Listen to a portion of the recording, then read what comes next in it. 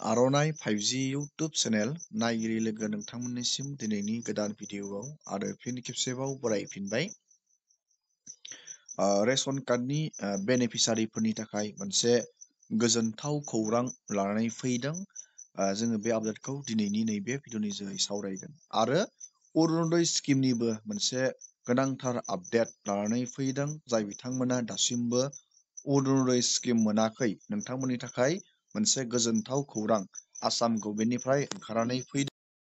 आरो जोंनि बिटिसिनि जाय बिथांमोना सेल्फ हेल्प ग्रुपआव जइन ग्रुप दं, महिला उद्यमिता अभियान स्किम जाय बिथांमोना एप्लाइ खालामदों, गोबाङानो सोंहरगासिनो दं रांखौ जोंनि बिटिसिआव माब्ला मोनगोन। मानो होनोब्ला आसामनि दाब दाब जायगायाव समस्ति वाइज समस्ति बे महिला उद्यमिता अभियान स्किमनि 10,000 रांखौ सोगासिनो दङ। जोंनि बिटिसिनि समस्तिफोराव माबे मान्थआव नोंथांमोना बे महिला उद्यमिता अभियान स्किमनि रांखौ मोननो हागोन, बेनि आं नोंथांमोननो फाइनाल आपडेटखौ नैबे भिडिअ'नि जोहै खोन्थाहरगोन। जुदि नोंथाङा इन्टारेस्टेड, भिडिअ'खौ जोबजासे नायलांबाय थाबानो जाबाय आरो बेफोरबायदिनो नोंथाङा बर' रावै गोदान गोदान आपडेट, डिटेल स्किम, डिजिटेल खौरां जुदि नोंथाङा नायनानै मोजां मोनो, जुदि चेनेलाव गोदान फैदों चेनेलखौ साबस्क्राइब खालामबानो जाबाय। जोङो गिबियावनो सावरायग्रोनि मोनसे मोजां खौरां, मोनसे गोदान आपडेट ओंखारनानै फैदों। रेशन कार्डनि बेनिफिसारिफोरा बेखौ मिथिना लानाया मोजां। मानो होनोब्ला नोंथाङा दाख्लैबावै आसाम गभर्नमेन्टनि मोनसे गोदान स्किमनि जोहै माइरंजों लोगोसे नोंथाङा रेशन दखानाव दालि, सिनि, संख्रि बे आइटेमफोरखौ 117 रां होनानै नोंथांमोना मोनथाम आइटेमफोरखौ खम बेसेनावनो मोननो हादोंमोन। नाथाय आसाम गभर्नमेन्टआ रिसेन्टलि मोनसे गोदान आपडेट बहननानै होफिनदों। बे आइटेमफोर दालि, सिनि, संख्रि आइटेमफोरनि बेसेनखौ आरो खम बेसेनसिमाव होनो थाखाय आसाम गभर्नमेन्टआ मोनसे बिग आपडेट होफिनदों। नोंथांमोना एबारनिफ्राय बे आइटेमफोर दालि, सिनि, संख्रि बे आइटेमफोरखौ नोंथांमोना रेशन दखानाव 100 राङावनो मोननो हासिगोन एबारनिफ्राय। मानखौबो बिथाङा CMआ गावनो रोखायै बुंना होदों। जानुवारि 1 निफ्राय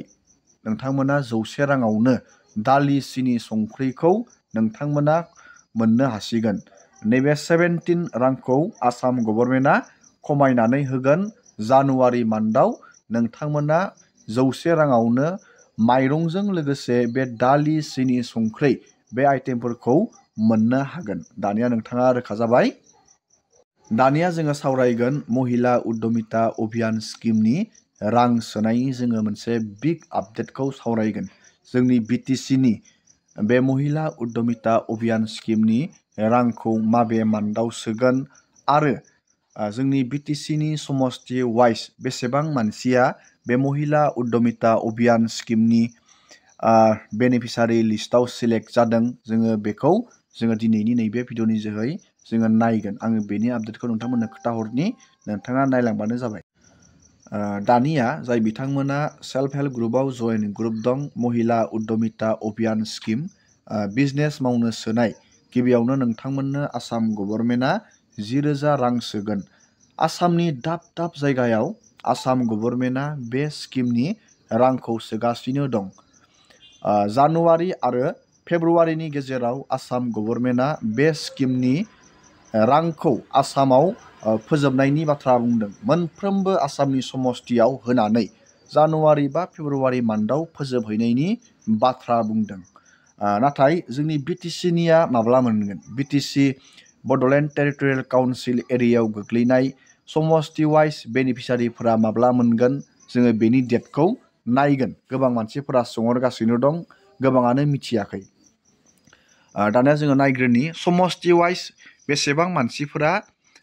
इलिजिबोल जादों बे स्किमनि थाखाय। 10,000 रांनि थाखाय बेसेबां मानसिया रां मोननो थांगासिनो दं समस्ति वाइज जोङो नायनि। नैबेयाव नोंथांमोना नुनो मोनदों, जोङो बेयाव बिटिसिनिखौ नायगोन। नैबे गिबियावनो दं बाक्सा। बाक्सायाव मोनगोन टटेल नैबे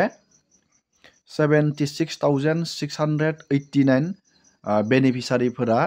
एलिजिबल जानानै दं बाक्सा डिस्ट्रिक्टआव बेखिनि बेनिफिसारिफोरा मोनगोन नैबेयाव एक्जेक्ट डेटाखौल' होनाय जादों एप्लाइ खालामदोंमोन 78,386 बेखिनि मानसिया एप्लाइ खालामदोंमोन फर्मा रिजेक्ट जादों 8,008 बेखिनि बेनिफिसारिनिया रिजेक्ट जादों आरो नैबे ब्लक लेभेलाव एप्रुभ जादों 79,378 बेखिनि मानसिया ब्लक लेभेलाव एप्रुभ जादों आरो टटेल district level monitoring committee DLMC बेयाव एप्रुभ जादों नैबे 76,689 बे टटेल बेनिफिसारिफोरा बाक्सा डिस्ट्रिक्टआव रां मोननो थांगासिनो दं बेनि उनाव जोङो नायगोन चिरां डिस्ट्रिक्ट नैबे चिरां डिस्ट्रिक्टआव टटेल 51,464 बेनिफिसारिफोरा रां मोननो थांगासिनो दं नोंथाङा डेटाखौ बेबायदि चेक खालामनानै नायनो हागोन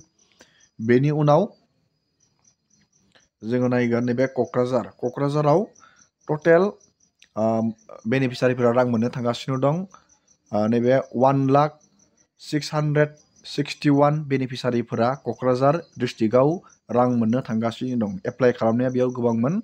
नैबे 1,26,666 बेनिफिसारिफोरा एप्लाइ खालामदोंमोन 26,005 बेखिनि मानसिया रिजेक्ट जादों 26,005 बेनिफिसारिफोरा रिजेक्ट जादों आरो दा रां मोननो थांगासिनो दं क'क्राझार डिस्ट्रिक्टआव 1,661 बेनिफिसारिफोरा टटेल एप्रुभ जादों रां मोननो थांगासिनो दं बेनि उनाव जोङो नायगोन उदालगुरियाव टटेल 1,61,020 बेनिफिसारिफोरा रां मोननो थांगासिनो दं नोंथाङा बेबायदि नायनानै लाबानो जाबाय दानिया रांखौ माब्ला मोनगोन नैबेयाव रां सोनायनि आङो बेयाव मोननैसो आपडेटखौ नोंथांमोननो खोन्थाहरनि समस्ति वाइज बेयाव रां सोनायनि डेटखौ होनाय जादोंमोन नैबे गिबियावनो टंलानिया डिसेम्बर मान्थआव मोनगोन बाक्सानिया जानुवारियाव मोनगोन मान्थखौ आं नोंथांमोननो खोन्थाहरदों उदालगुरिनिया जानुवारियाव मोनगोन चिरांनिया जानुवारि सिडलिनियाबो जानुवारियाव मोनगोन नोंथांमोना बेखौ नायबानो जाबाय आं सिगांनि भिडिअआवबो बेनि आपडेटखौ होदों बेनि उनाव क'क्राझारनियाबो जानुवारियाव मोनगोन गरेस्वर समस्तिनिया डिसेम्बराव मोनगोन तामुलपुरनियाबो डिसेम्बराव मोनगोन बिजनीनियाबो डिसेम्बराव मोनगोन गसाइगावनिया नभेम्बराव मोननो हागोन आरो भेरगावनिया डिसेम्बराव मोनगोन माजबादनिया डिसेम्बराव मोनगोन मोनसे थालांदों बेनिखौबो आं नोंथांमोना थाबैनो लाबगोन बेखौ आङो मोनसे आसाम गभर्नमेन्टनिफ्राय नटिस ओंखारदोंमोन बेनिफ्राय बेखौ लिरख'नानै लानाय जादों दानिया नोंथाङा बेखौ नायबानो जाबाय स्क्रिनशट खालामनानै बे जाहैबाय महिला उद्यमिता अभियान स्किमनि रां सोनाय दानिया अरुणोदय स्किमनि जोङो मोनसे आपडेटखौ सावरायगोन दा आं बेनि आपडेटखौ नोंथांमोननो भिडिअनि जोबनायथिं होगोन मानो होनोब्ला आसाम गभर्नमेन्टआ मोनसे बिग एनाउन्समेन्ट खालामदों सेल्फ हेल्प ग्रुपनि आइजोफोरनो अरुणोदय स्किम होनायनि आसाम गभर्नमेन्टआ मोनसे बिग एनाउन्समेन्ट होदों नोंथांमोना बेखौ भिडिअनि जोबनायथिं नायलांबाय थाबानो जाबाय আজি আমি ইয়াতে কৈছো যে আমি আপোনালোকক কম দামত যাৰ যাৰ ঘৰত ৰেচন কাৰ্ড আছে তেওঁলোকক আমি কম দামত 1 কেজি চাউল দিম 1 কেজি চেনি দিম আৰু 1 কেজি দালি দিম চাউলটো 5 কেজি গাইপতি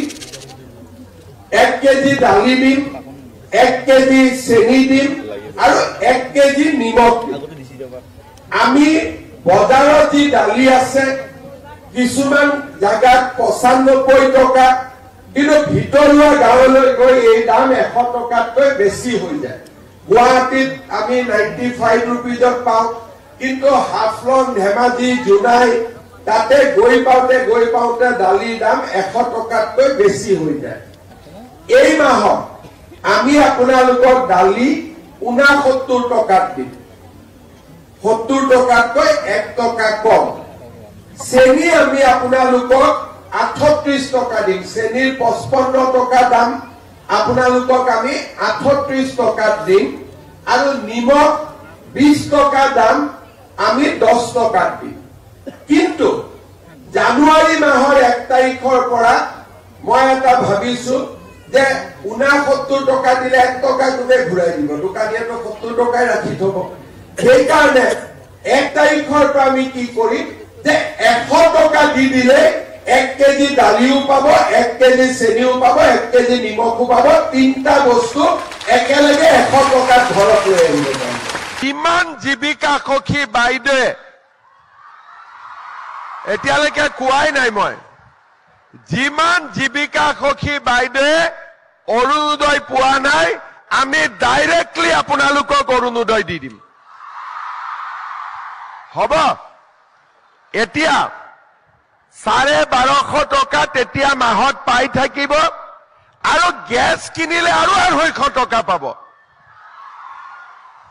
আজি আহি মনটো ভাল লাগিলে না ইয়াত আহি কিবা এটা লাভ হৈছে না নাই যি কেইগৰাকীয়ে চাহ খাব পৰা নাছিল তেওঁলোকৰো মনত শান্তি হৈছে না নাই এতিয়া হৈছে তাৰ মানে আজি আপোনালোকে মহিলা উদ্যমিতাৰ 15,000 পাবই স্কুটি পালেই আৰু যিসকল বাইদেউৰ নাম কিবা কিবি কাৰণত অৰুণোদয়ত অহা নাছিলে তেওঁলোকক আমি আমাৰ ফালৰ পৰা ডাইৰেক্টলি অৰুণোদয়ত নাম আমি দি দিম আৰু যিসকল বাইদেউ আজি মিটিঙত অহা নাই তেওঁলোকেও পাব তাৰমানে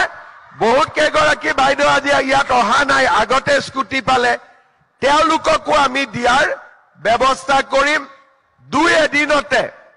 অৰুণোদয় ফৰ্ম আপোনালোকৰ ওচৰত গৈ পাব আপোনালোকে ফিল আপ কৰি আমাক ডাইৰেক্টলি পঠাই দিব এছআৰএলএমত ডিসি তাত নগলে হ'ব আপোনালোকৰ নাম ইয়াত আমি ডাইৰেক্টলি বেংক একাউণ্ট দি ভৰাই দিম কাকো আপোনালোকে ক'ব নালাগে